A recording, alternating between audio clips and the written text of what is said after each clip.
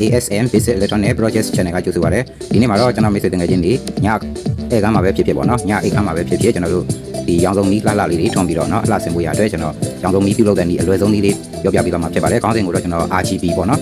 Red Green Blue နော် Red Green Blue ကျွန်တော်တို့ USB night light ဆိုပြီးတော့ခေါင်းစဉ်လေးပေးထားပါတယ်ဗျနော်လိုအပ်တာကတော့ကျွန်တော်တို့ဒီ USB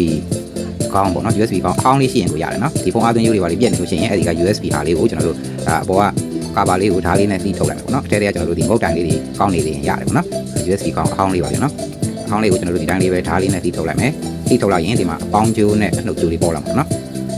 ဒီပုံကျိုးဆိုရင်တော့အလဲနှစ်ပင်ရမလို့ပေါ့နော်ဒါကအာသွင်းကျိုးပြီးသားပေါ့နော်အာသွင်းကျိုးကတော့ကျွန်တော်တို့ data ကျိုးမှာပါဘူးဒီမှာနော်စုံလုံးနှစ်ခုအပေါင်းနှစ်ခုနော်အဲဒီမှာ wire လေးဒီမှာနှစ်စပေါ့နော်အဲ့ဒါလေးကိုကျွန်တော်တို့က LED လေး RGB LED ပေါ့နော်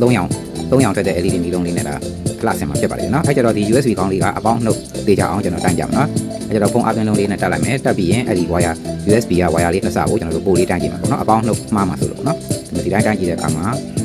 အဲဒီမှာနှုတ်9ဆိုတော့ကြောင်းညာဖြစ်နေတယ်အဲ့ဆိုရင်ပြန်ဟိုဘက်ဒီဘက်လှည့်မယ်နော်